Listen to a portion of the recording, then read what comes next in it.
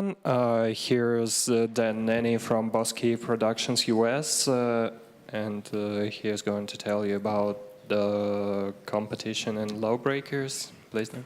Okay. Hi, everyone. My name is Dan Nanni. I'm the lead designer at Boss Key Productions. I've been designing video games for about 17 years now. I started out as an intern game designer, just doing everybody else's jobs and just trying to figure out how to fit myself into a bigger studio. Eventually made it in as a full-time environment artist / level designer. And from that point forward, I moved straight into game design. I found that I really enjoyed designing games, the problem solving, the critical thinking. And for the last 10 to 12 years, I've been solely focusing on multiplayer titles, working on games like Battlefield games, the original Star Wars Battlefront, Killzone, now LawBreakers. So I started out at Boss Key Productions. It was a little studio that we founded in 2014. It was by Cliv Plasinski and Arjen Brousse. They founded a new studio with the idea of, we want to start something small, we want to bring back some old school shooting back into the video game industry. And we focused in on arena shooters being the focus. And that was the birth of what would eventually become LawBreakers. Now, at Boss Key, we use competition to kind of drive our development. Competition is synonymous with the game that we wanted to make. It's not a pillar, but it's more of a philosophy. And when we decided on new gameplay, the new features, and how we'd present ourselves to our audience, competition was always where we aligned ourselves towards. So throughout the session, I'm going to use the term competition as a term to validate some of the decisions that we've made. Now, this isn't to say that we made the right decisions. There's no denying we've had a bumpy start. We still have to grow our awareness. We're really in the beginning of a live title. But we have a long road ahead of us. And it will give you hopefully some insight on some of the decisions that we made and how we use the term competition to influence those decisions. Now, let's first go ahead and look at some of the definitions of what competition can be. So now this one focuses in on events or contests. And the obvious matches are things like game modes, or a quick match system, or a ranked game mode system. For us, that also meant systems that highlight competitive moments or events and contests themselves, such as partnerships with several of our Twitch or YouTube influencers, or coming up with a system called NVIDIA Highlights. I'll get into that one a little bit more later. Now, this definition focuses on a couple of other terms, which are supremacy, superiority, the opposition. For us, this meant figuring out how to differentiate ourselves from our industry competitors while giving our players the tools to challenge themselves and their friends to greater heights. And some examples of those are going to be, for us, gravity, or the lack thereof, was a core mechanic. It's less about extremely powerful abilities and more focus on gunplay, which we felt was more fair for the type of game we were making. Less focus on rock, paper, scissors, and more about chess mechanics, and I'll go into that in a little bit more detail soon. Now, this definition is more about interactions and the fight for limited resources. This represents to our players in and out of the game, so how they play against each other and the tools that we provide them with to do so. This can go deep down into class strategies, but it also influences some of the decisions that we made, such as hero limits, which represent limited resources. And it represents our game modes and the fight for team dominance. Now, the other obvious one is fight for market share, but this is going to be mainly focused on game design. I'll go a little bit into marketing at the very end and some of the failing choices that we made by using competition as a key term with marketing, but that'll just be a little touch point at the end.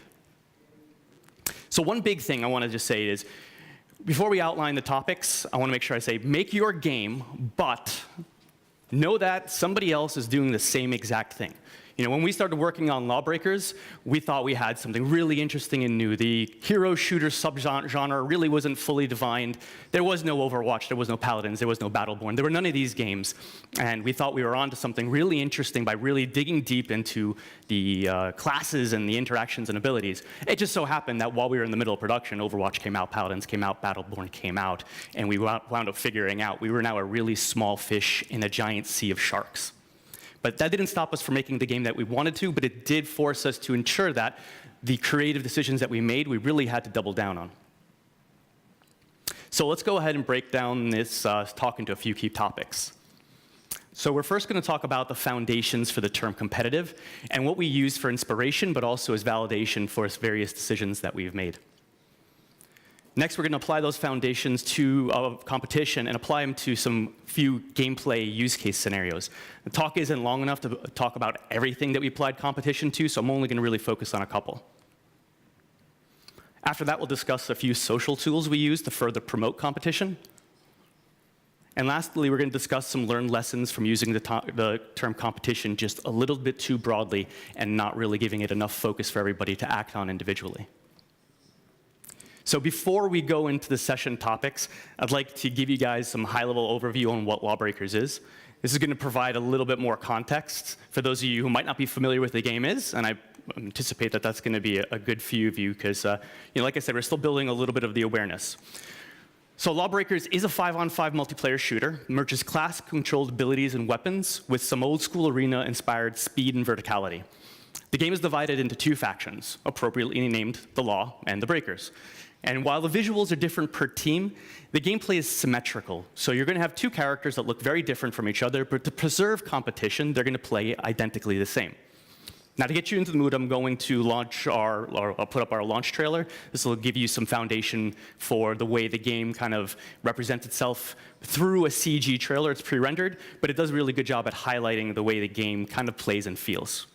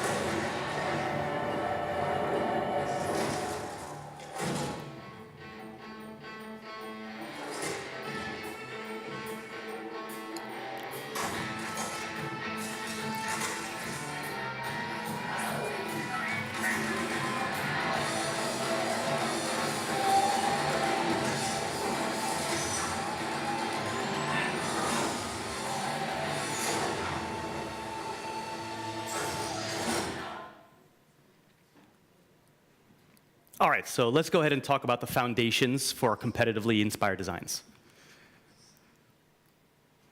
So before hero shooters became a really hot topic, we were already working on LawBreakers. And we had some key features that we just wanted to preserve. These would be twists and turns as we develop the game. You know, as any development process goes, we're going to come up to a solution, realize it wasn't really good, and adapt. We were really small in the beginning. We were about 10 to 20 people. So changing our course was fast and frequent. And as we added more people to the studio, which eventually got to about 65, we started following a little bit more of a straighter line, I would say. But even that's that's not completely true. Now, as we were through our development process, we wanted to prop them up against our competitive philosophy. So no matter where we twist and turned, we wanted to make sure that we were servicing what the primary goal of the game was, which was to be a competitive 5-on-5 arena-inspired multiplayer shooter. So with that in mind, high speed and mobility were core to us, and specifically mobility. You know, speed is important because we wanted that as just our core pillar. But mobility, I think, was a little bit more important to us because it added a little bit more of a dynamic gameplay variability to each of the classes. Abilities are really cool, but we also felt that gunplay for our game was better at determining fair play. So while abilities would be core to our gameplay, they had to surface gunplay as the primary. Gravity added verticality to our map, and that let us come up with some new unique ways to play our game modes and added another layer of competitive depth. And dramatic comebacks and skillful play are just simply fun to watch, and watch any sport, and those dramatic moments are what really invigorate people. We wanted our viewers to have just as good of a time as our players were having playing the game. So first we needed to define what kind of competitive game we were, and when working with classes, it was natural for us to start leaning on rock, paper, scissors, or RPS. That's Class A is designed to beat Class B beats Class C beats Class A. And for video games, that comes with some general archetypes as well, such as DPS, tanks, support, healers, etc. Now, as we experimented, we realized that the archetypes were just limiting us, and ultimately we were making characters and gameplay that we've seen before. So that went against our differentiation foundation. Now, also, pure RPS got really messy for us when it was focusing heavily on gunplay and ensuring that everyone was capable of being a combatant. So we went back to the foundation and realized that RPS wasn't the analog that we really wanted. Chess. Now, in chess, strategy and positioning are just as important as the pieces themselves. Now, consider that each chess class is the combination of all of their pieces. All of the pawns are one class, and the rooks are one class, the knights, the bishops, and the king and queen are combined to be a singular class. There isn't any class in chess that's always more powerful than another. Bishops don't always beat rooks, kings are vulnerable without their powerful queens, and while singularly weak, plentiful and well-positioned pawns can strengthen that board. Ultimately, the positioning and opportunity are key in playing chess, as is the player's strategy.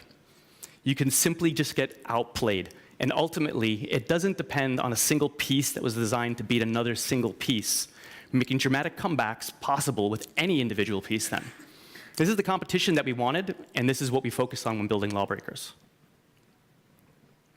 So now, sports of all kind were also strong inspirations for us. We're inspired by the notions of dramatic comebacks, as I mentioned, that last-second interception, the symmetrical play in moments that feed into weekly highlight reels. And so we narrowed it down to just a few main sports. From traditional football, soccer, we paid close attention to the formations. There's 11 players on the pitch. For us, there are 5. But how they're deployed, what positions they fill, their specifics, and outside of the goalie, that really changes tactics, and tactics could be dynamic. In American football, we looked at the notion of separate attacks versus defensive phases, how defenders could quickly turn into attackers due to clutch moments like interceptions. And basketball might have had the most inspiration for us. Obviously, it's 5-on-5, but all 5 players on the team are always on the attack and the defense at any given moment. Possession could quickly change, and the speed could be very frantic. All players are expected to score, and some of them are going to be better at it than others, but the point for everyone is put the ball in the basket. And at the end of the day, 1 or 2 top players in form could carry their entire team and lead them to victory. A differentiation, it goes back to knowing that whatever you think you're doing right now, you believe is unique, has a good chance that someone else is either talking about or trying to do that same thing. Now, MOBAs have been around and been a big deal for a while by the time we started LawBreakers. Many of us at Bosky had been working on multiplayer class-based shooters before, but we love the idea of really doubling down on that deeper class-based mechanics and strategies, similar to how MOBAs and RPGs in general approach them, and then tying them to a shooter. Now, obviously, we weren't the first ones to have the idea, and the hero shooter subgenre was born. But even when we were thinking about the game in our early concept, we made sure we focused on elements we thought would further differentiate us. And that was gravity and verticality. Gravity, or the lack thereof inside of our maps, was always important to us from the very beginning. Most shooters we've played with stuck players to the ground, so our approach was to encourage you to start flying.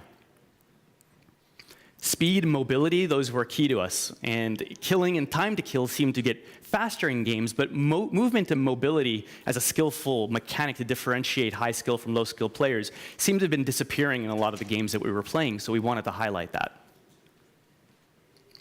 Then there are classes. A sport within itself has a lot of similarities, but also lots of differentiation.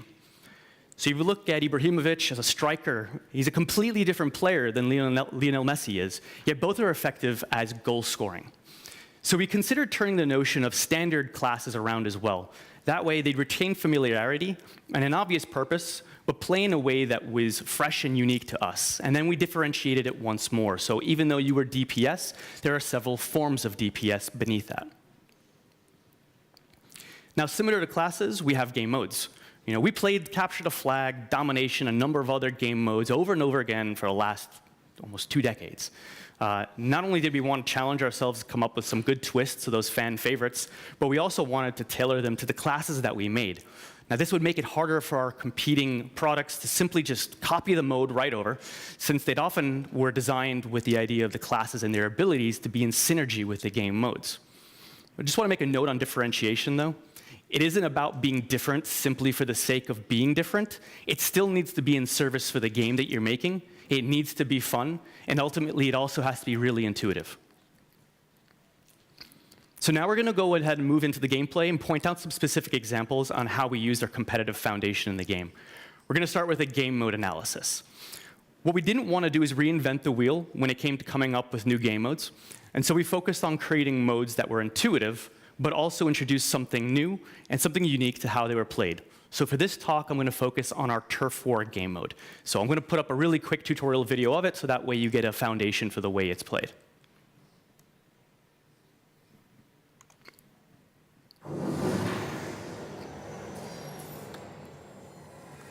The goal of Turf War revolves around being the first team to reach the score limit in the match.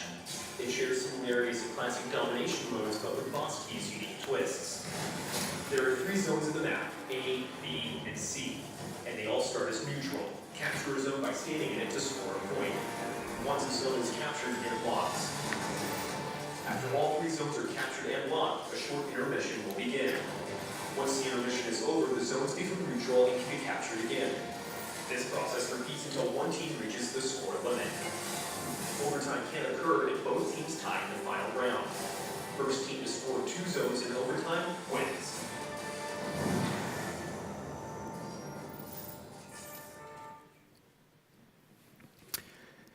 So the intuitive layer for Turf War is that domination game mode, which is stand in a spot. The longer you stay there, the more points you collect. When you reach a score limit, you win. Now, standing in zone and owning it and collecting points, we originally tried just that, just to see if it played really well, but it turned out it didn't really quite work well for us in our style of game. Speed was lost, and zones became static.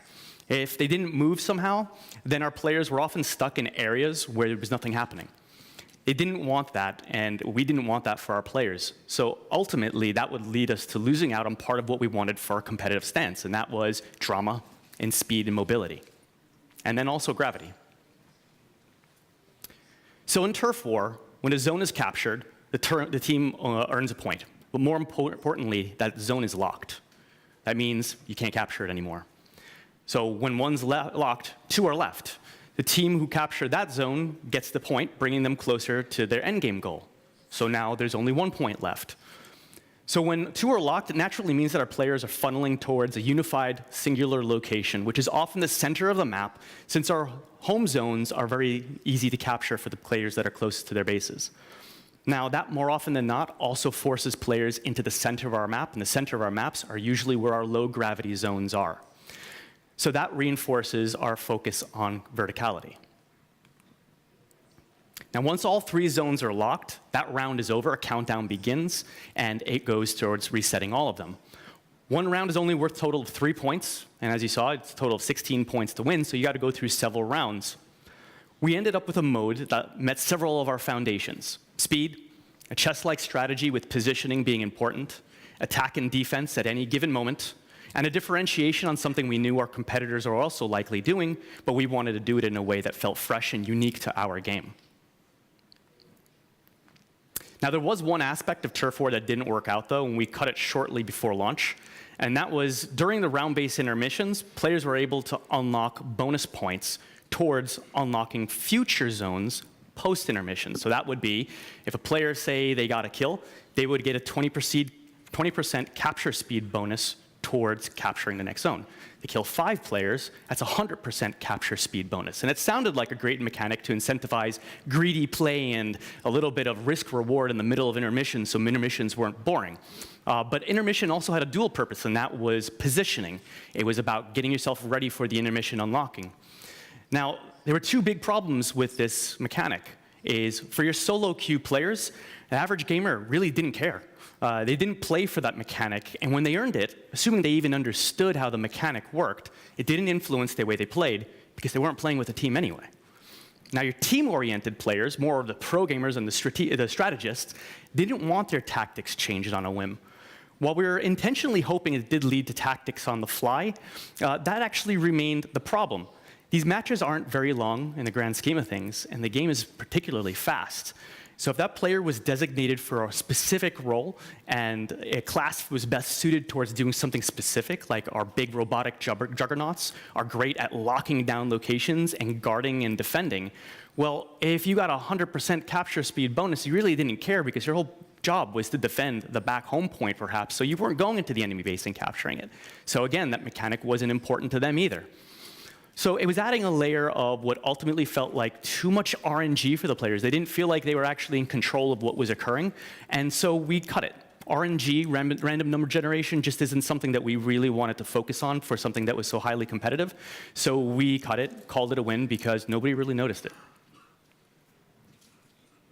So let's look at another case study, and this time we're going to focus on gameplay with our battle medics. We struggled for a long time with coming up with a healer for our game. So the game is fast, and having a class that's built to play catch-up with other classes was a really difficult task without making them extremely, extremely fast. And that was especially the case for somebody who is a battle medic who isn't focusing on combat. They had to just follow somebody else's random spastic movement behaviors. Now, we also wanted to differentiate ourselves, and we didn't want to create another Team Fortress 2 medic with a healing noodle. And lastly, we wanted them to still be viable in combat. So we looked back at sports for inspiration. So, welcome to the deep-lying playmaker. Right? Unlike other healing classes, our battle medic wouldn't need to push deep into enemy territory. They're best suited to be in the midfield, behind their attacking compatriots. They're the type of class best suited towards battlefield awareness, and are great at having tactical awareness. They're providing their teams with support, allowing them to push in, but in a pinch, they're also viable combatants. So we created a class that pushed the deep-lying part of the playmaker into our skies. And by giving them a hover pack that allows them to stay aerial for a long time, their weapons aren't just about precision at all, actually, but hitting in wide area of effects. The healing they can do, though, is through their drones and their defensive grid abilities. Now, the drones are fire and forget. This allows them to heal 2 allies simultaneously, but without the need to focus specifically on one of them at a time, or any of them after the drones are deployed. The defensive grid is stationary, and in using team play, it could use as a fallback point, or it can be used aggressively in an attack point. Now, in the right player's hands, the battle medic is simultaneously an attacker and a support unit, which allowed us to have a healer, but without the need for them to be constantly tracking and keeping up with the faster classes. So to summarize that, we stuck to our chess-like scenario, ensuring that the class wasn't RPS-driven. The healing abilities are fire and forget, which means that the class can focus on the gunplay. Being a midfielder and having a hover pack ensures that a good medic is always part of our vertical gameplay. And in the end, we created a healer to satisfy the requests from our player base for a healing class, while also allowing us to differentiate ourselves from the competition. So let's move on to a word that, while isn't technically in the English dictionary, we use quite often with sports, and that's watchability. So with the rise of Twitch and the archiving power of YouTube, games have entered a new phase, and it's not just about playing games anymore, obviously, it's about watching them. Streaming and online video services have been great tools for us. Not only do they help us grow awareness, but in a game like LawBreakers, where the focus is on competition and skillful play, it helps us tutorialize the game. So some of our roles, like the Titan, are very powerful in the right player's hands. But at first glance, they seem very low, slow, and lumbering. As players learn how to play, they experiment, but services like Twitch and YouTube let us fast forward that experience a bit. If there's an amazing player out there that really knows a masterful strategy, then they can quickly post their results and stream out their tactics live. Subsequently, as a developer, we can now share those assets that the players have created on our social media channels, and we also can do it in-game, letting us spread the word and teach our players at the same time. Now, this is very similar to how sports work. Now, I watch my favorite players play on the screen weekly, and while I've never really had ambitions to go into pro sports, it never stopped me from trying out their fancy moves and probably failing quite often in the process. But I'll do so in a friendly match because it doesn't matter and I'm having fun. Services like Twitch and YouTube provide our gamers with that aspirational goal as well. Maybe one day they'll be like their favorite gamers, and now they have a direct access to their strategies and play styles in order to try mimicking them.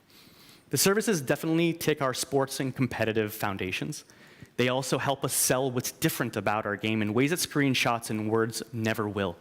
But we wanted to make sure that we could also add some differentiation to this process as well. And that brings us to NVIDIA's Shadowplay highlights. So I'm going to start that off with a quick video clip. Fair warning, there's a lot of drum and bass coming.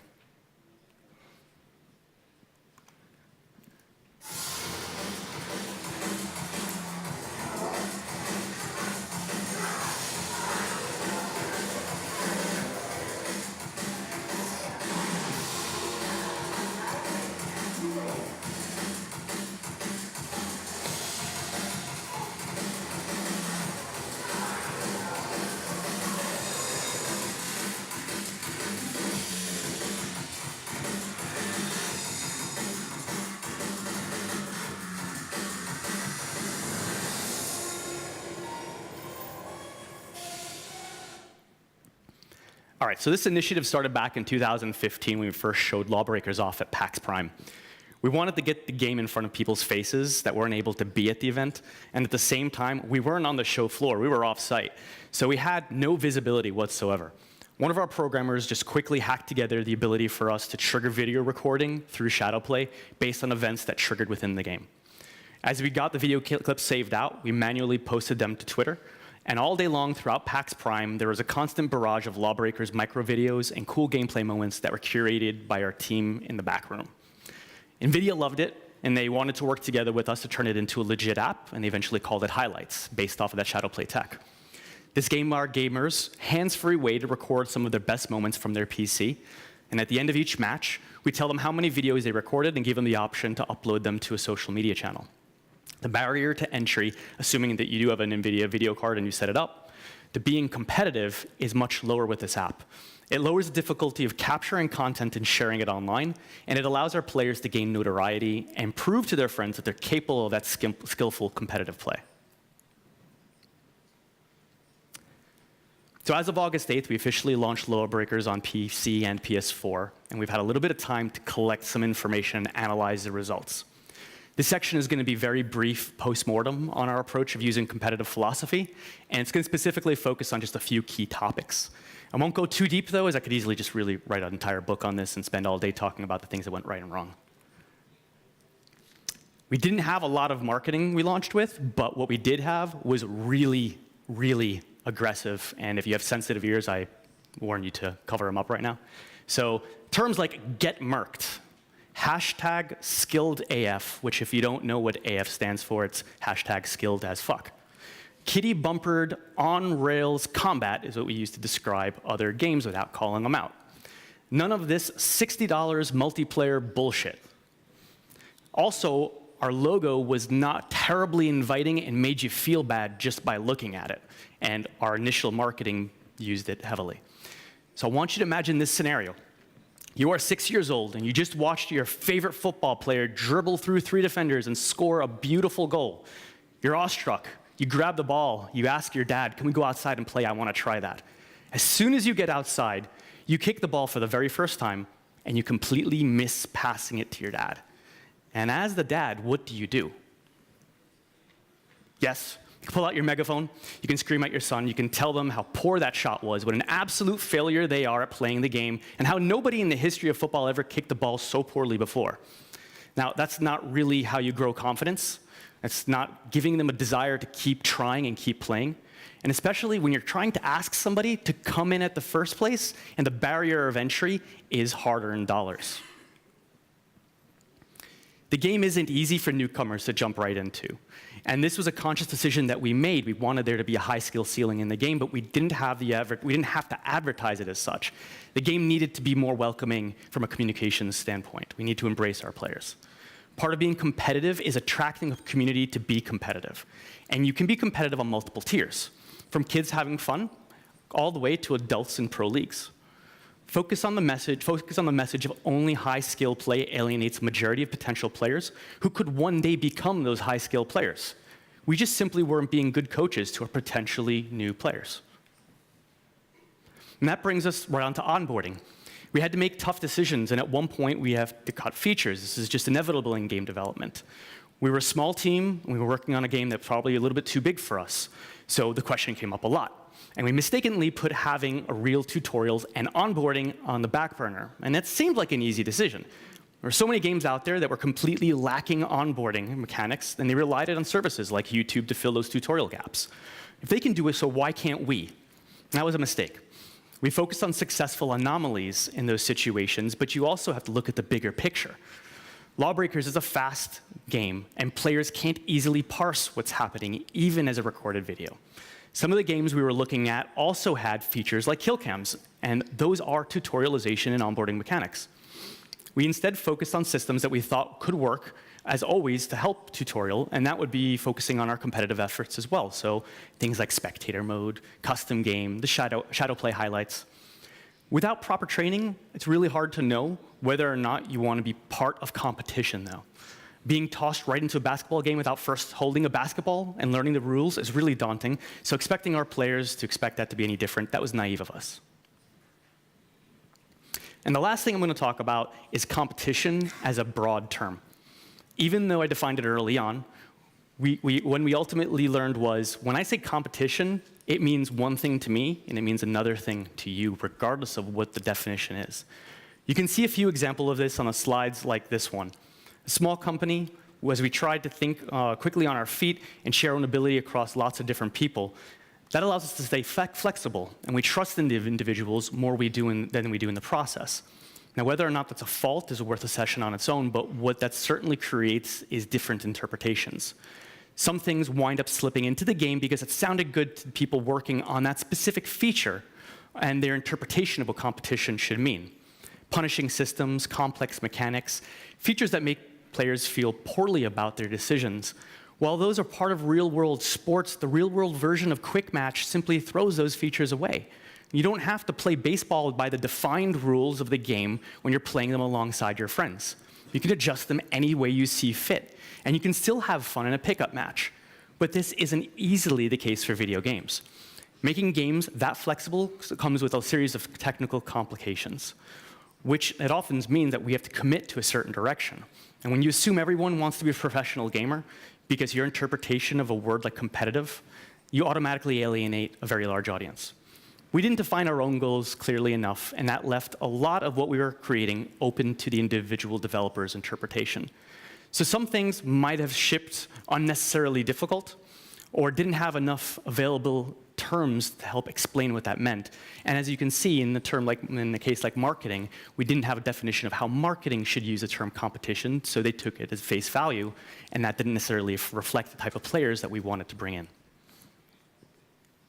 So that's the end of my session. I hope you're able to learn a little bit through our attempts to support competition while making LawBreakers, and hopefully you can avoid some of the mistakes that we made along the way.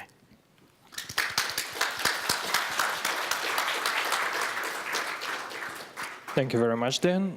Please feel free to ask the questions. Можете также задавать вопросы на русском. You can also ask your questions in Russian. Hi, Dan. My name is Nikita. I'm from Wargaming. And I wanted to ask you a question about LawBreakers. So I actually like the AD. It's kind of cool, all the hard thing. And the question was, when I heard about the gravity-defined combat, I was thinking about some asymmetrical vertical gameplay. Yeah. I mean, like vertical levels. Right. And the thing I noticed in LawBreakers, they're actually pretty flat. So they kind of give you the gravity-defined combat moments only in zones for that they kind of made. Will there be any changes to that, I wanted to ask? Yeah, so we're working on new maps. we wanted to, at one point we had to analyze how difficult do we really want to be right out of the gates. And we had, like the example of the intermission that was cut out of Turf War. That was a layer of difficulty we didn't feel that we needed. You have to learn 9 classes, 3 abilities, some of them 2 different weapons. Abilities also synergize. They also have sub-levels of combinations that could be triggered based off of when you trigger abilities and weapons.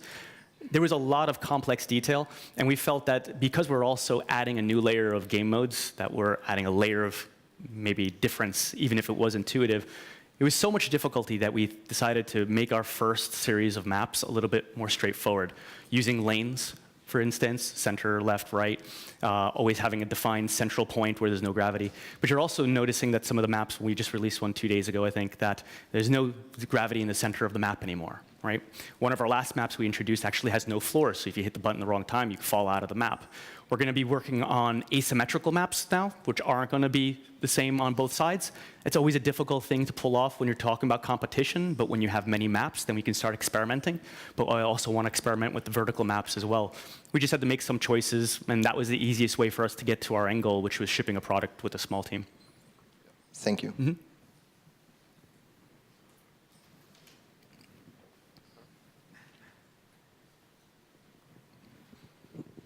Hi, Dan.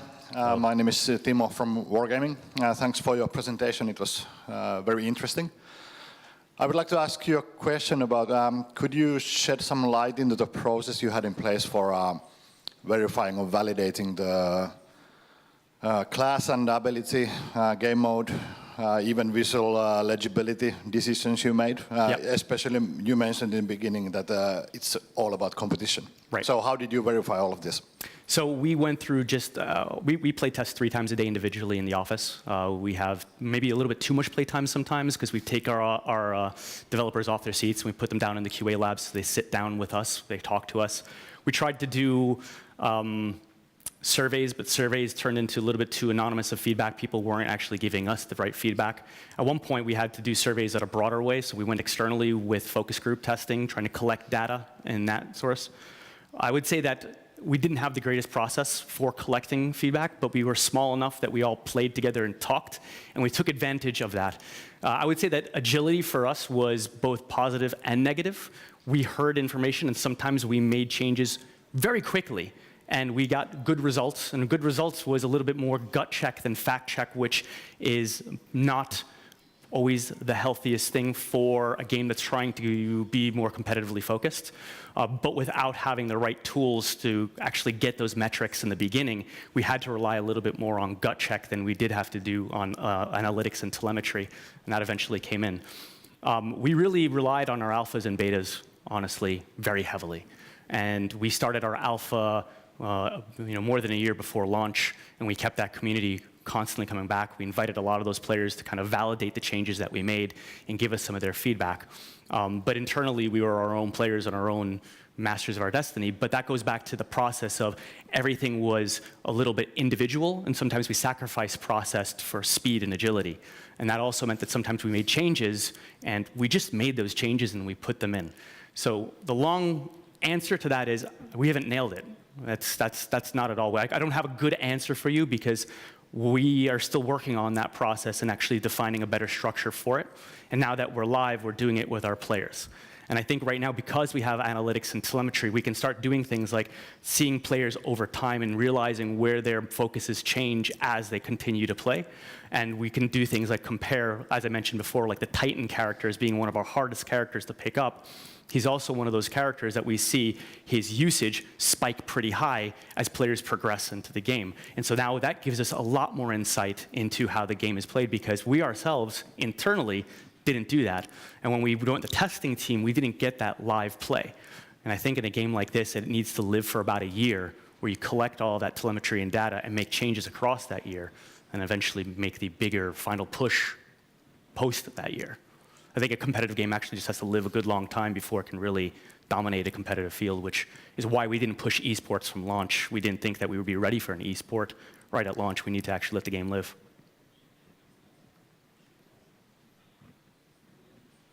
Anybody else? Yeah. Hey Dan, my name is Victor. I'm from Saber Interactive. You talked a little bit of like the mistakes you made in like marketing or lack of onboarding. So like, do you have like a plan right now, or like, what do you think should be like, I guess, like change or updated in the game? Do you think it should be like integration of onboarding or like shift in marketing?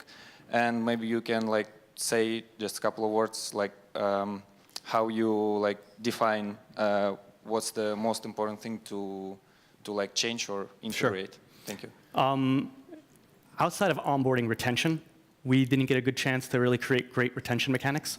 So retention is a big topic that we're focusing on right now. Onboarding is a very big topic that we're focusing on right now. So a lot of the systems that we're working on are trying to be friendlier to the new people that come, and also get them to stick as they come, so that way we have a better attach rate as we go. Marketing, I'm not going to go too deep into because that's not where my focus is, but we all have opinions where we work. And our opinion is we just need to be more approachable. We need to actually invite people to celebrate the differences in the game for just pure fun, not for being slapped on the hand because you're not a good player anymore. That is something that will come naturally with the game. You look at League of Legends and nobody's telling you that you could only be a pro gamer if you play League of Legends. While in fact, if you try to pick up League of Legends, you get your ass handed to you within the first 5 minutes, and it's a hard game.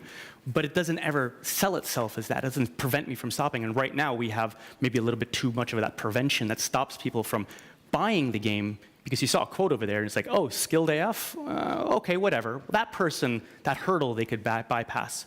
But a lot of players, they won't bypass that hurdle. They'll just see that as a barrier of entry and stop there. But as far as like the game mechanics and the systems themselves, we just need to focus on things that get players to be more involved in the game and not just go after loot crates, not just go after the next cosmetic drop. You know, and it might work for another game, but we don't come with 10 million people right at launch.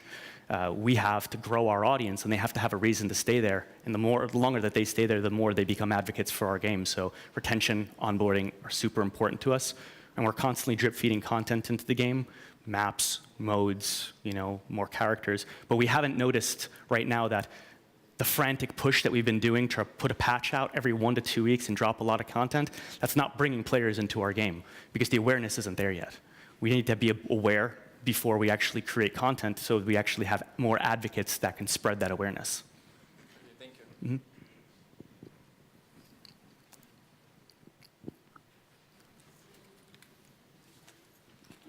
Thank you. My name is Alexander. I'm from Wargaming St. Petersburg. I have never played your game, but I heard about it several days ago at a Russian game development podcast, which is driven by Sergei Galenkin, who is author of Steam Spy service. Mm-hmm. And I just Googled your game, and your big concurrent users yesterday quite low, about 240 players. And that was a spike. Spike, yes. And I have a question. Did you have conversation about your in your company about moving for free-to-play, for example? So the game started as free-to-play, and then we actually went into premium. And the reason why we did that was because in the beginning, we trying to launch the game within a 1.5 years of launch. And that was going to go into early access. And we had 2 points that we were going to go into early access. And we decided against doing those. That's not the point. But because the first hard gate for us was a 1.5 years after starting the company, we had about 6 months to 12 months in, we started realizing that we weren't, as a studio collectively, understanding free-to-play market well enough to make those big decisions, because it was causing a lot of friction with our small company. When we were talking about implementing mechanics that would sell the game to the user, there was an inherent conflict with a competitive game that would give everybody fair play and all of the abilities and weapons right from the get-go.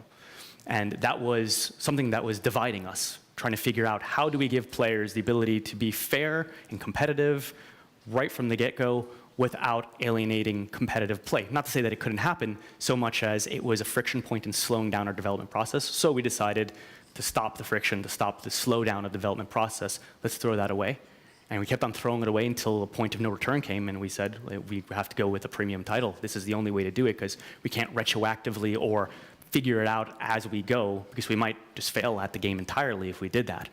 So now the question is, now that we are premium, are we going back to free-to-play? And the thought there is, we don't want to go back to free-to-play. We don't want to introduce mechanics that break up the competitive play that we do have in the game. Once players do discover the game, we actually have a really strong group of people that love it and are super advocates for it.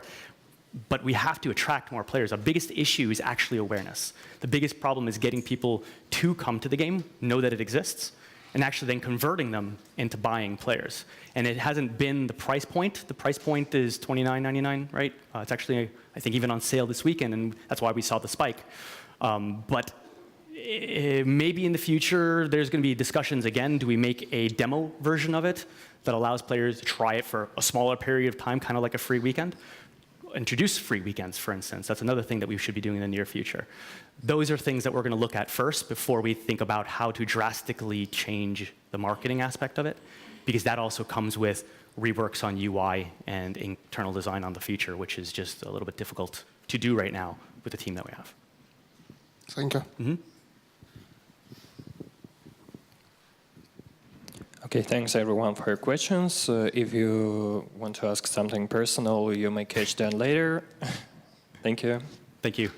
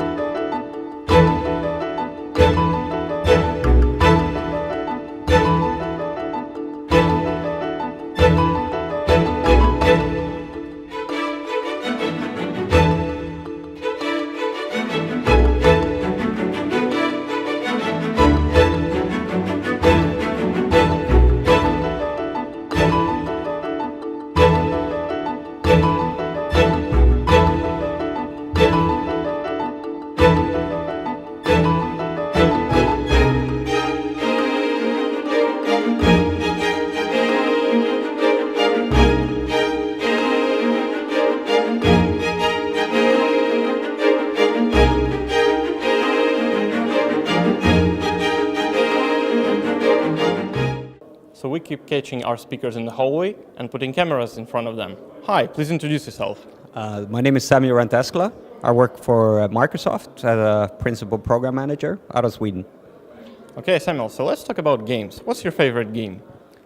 Well, I wish I played a lot more games than I actually do. So I have to go back into the past. Like one of my really favorite games is Jag the Lions 2 from like 92, 93. I think it was made here in Russia, if I'm not mistaken. Civilization, always been a big fan of that. And then the Enemy Unknown UFO trilogy from the 90s. There's so many games, I mean, it's like impossible to select one. But they're all strategic games, the ones that are my favorite. Yeah, you're obviously a tactician. That's commendable. But do you remember the very first game you've ever played? Decathlon, probably on the x86, somewhere around 84. Wow, that's... I don't even remember that one. It's like you basically play Decathlon and you just hammer at the keyboard to go faster, like 10 different sports events. Played it like crazy. I was 8 years old then. Wow. How did you get into the gaming industry? It was by chance, actually. So I was studying at Uppsala University, doing computer science, and they had this fair where companies were meeting the students. And there was these two guys that they've started a game company in the basement, and they wanted somebody to write a BSP tree, binary space partitioning tree. And I was looking for my thesis, so I figured let's combine those. So I joined them, I wrote my thesis in the games industry, and then from there on kind of like just went on. So this was 2000. But now in 2017, what's your favorite and least favorite thing about game dev? I mean, I think the games industry is awesome. Great place to work. There's so much passion. There's skilled, very intelligent people. I think that's my favorite thing.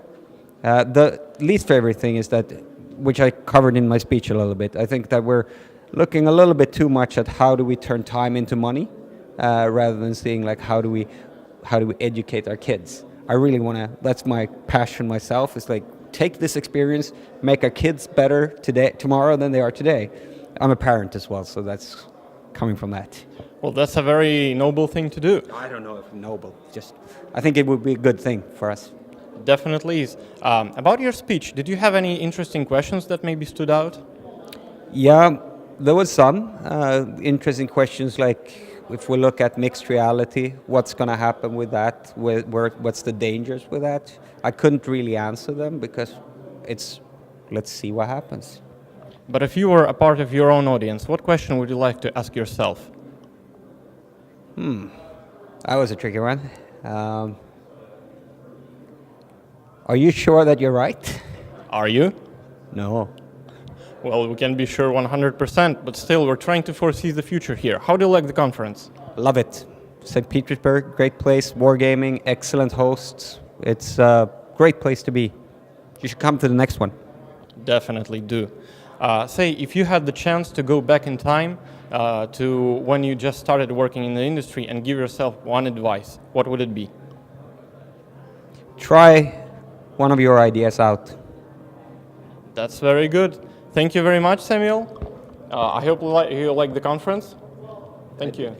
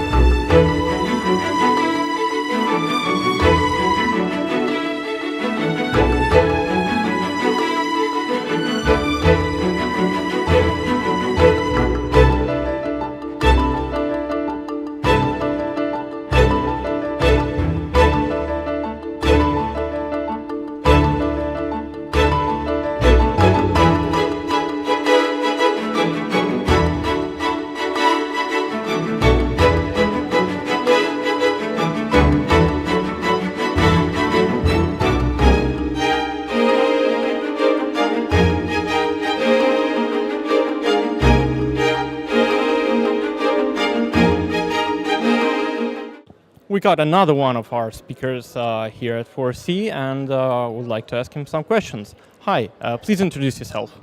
Hey, my name is Eric, and I'm the CEO of the Do Dreams game studio based in Helsinki, Finland. Very nice to meet you, Eric. Tell me, what's the very first video game you've ever played?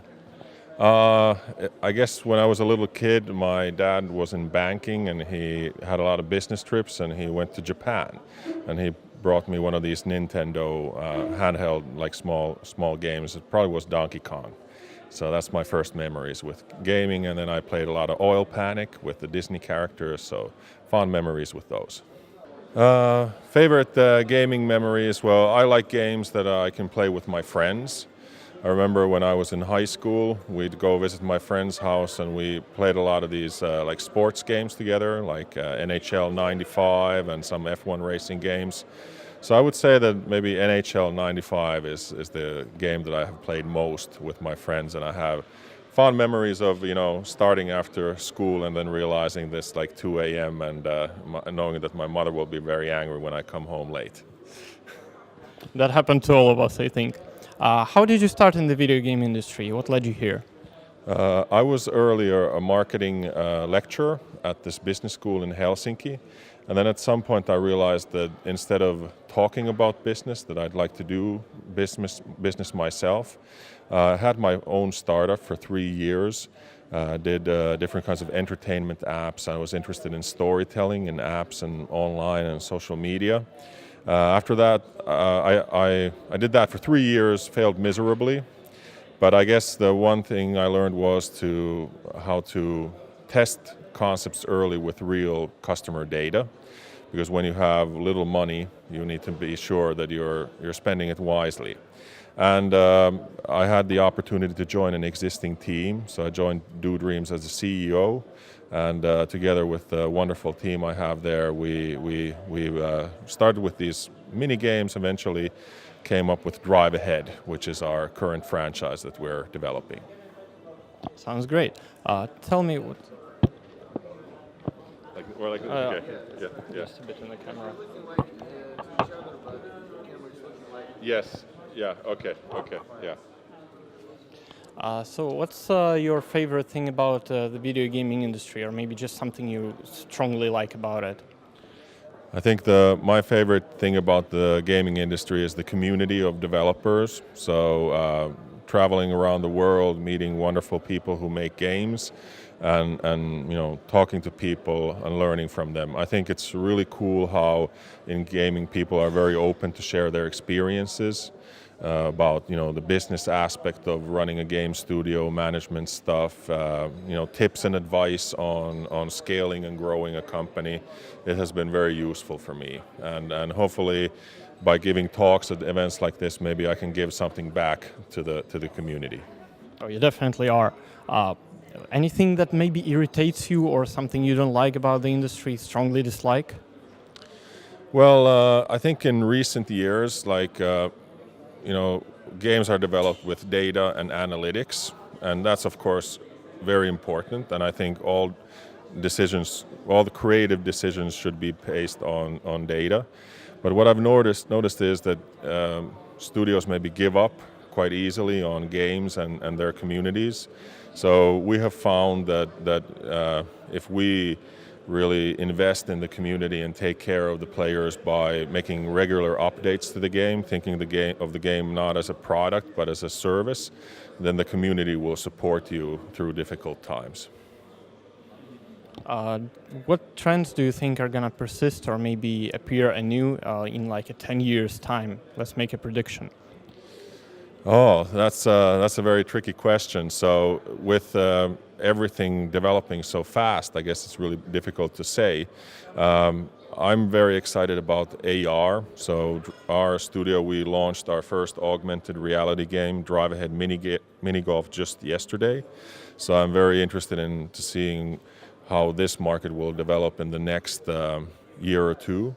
If you look at 10-year perspective, then maybe games will be everywhere. Maybe like your glasses could be a platform for playing games. I'd love that. Yeah. So maybe it will be very interesting to see what kind of sessioning games will have when people could basically be playing all the time. What do you think is more important in a game, like one of its aspects, the ever discussed questions, the graphics, the gameplay, the game design, the storytelling maybe? We usually start with a fun core gameplay. So of course we want to make fun, cool games, but we found that that's not enough. So you need to make sure that your players have a reason to return to the game often, and they want to return with their friends. So I think planning this progression and making sure that there are some kind of events like live operations, I think that's very important. And though everybody knows monetization is important, like just thinking of the path the player takes in the game, and when are they presented with opportunities to spend money or watch videos or do something like that, like connecting the revenue model with making the game experience better. I think that's very crucial. Do you have a vision of a video game you'd like to create if you weren't restricted in absolutely no way, like financially, creatively? There's only one right answer to this, and that is that if we would have no financial restrictions, we would be doing the exact same thing that we're doing now. So I believe that the format that we have, developing games with minimum risk and investment, testing concepts early with players, and launching games thanks to this wonderful, large and active community that we have with Drive Ahead, is the way that we would want to do it, regardless of what kind of budget we have. Sounds fair. Let's come back to the real world for a moment. What do you think about St. Petersburg? St. Petersburg is a wonderful place. We've been blessed by wonderful weather this time. I heard from the locals that we're very lucky to enjoy this nice weather. I've had the opportunity to visit St. Petersburg 3 times during the last year for a couple of events, and I'm always excited to meet the local developers. Our Drive Ahead game on Android, Russia is the largest market for us, and this is something that we want to understand better, like why people like the game here, and see how we as a studio could be more present in Russia and be closer to our fans, the players, on Russian social media. So that's why I'm always interested to visit Russia and meet people if I have the chance. Well, now you have the chance, another one, at this event 4C, and what do you think about it? I've had a chance to talk at many international events in China and the US, GDC, and places in Europe. I think 4C is the best organized event I've ever been to. You guys are taking really good care of the guests, and the lineup is awesome. So I'm giving a talk myself, but the rest of the time I have a full schedule of listening to presentations. So usually when I go to these international conferences, I'm quite tied up with meeting partners, but here I'm really going to enjoy going to the talks myself and hearing what the experiences people share. And if you were interviewing yourself right now, what question would you like to ask yourself? What question would I like to ask myself? I'd probably ask that, why do I have this wonderful beard? Why do you? Well, I'll tell you guys a secret. So I'm actually the great-grandson of Santa Claus. And that's why I have this beard, and Santa Claus said to me that you have to learn how to bring people of the world joy. So that's why for the next about 200 years I'm going to be the CEO of the Do Dreams game studio. And one day, in about 200 years, when my beard is all white, then I will become the next Santa Claus. Really looking forward to it, and from the presents from you. What are you looking forward to? What's maybe the speech that you'd like to hear most? Anything specific? I love all these demos and case studies that people do. I really like the talks where people go through some project and go through their experiences. So I have several of those in my schedule. Great, sounds exciting. And now children all over the world are excited for a new Santa. And I hope you have a good time here. Thank you. Thank you.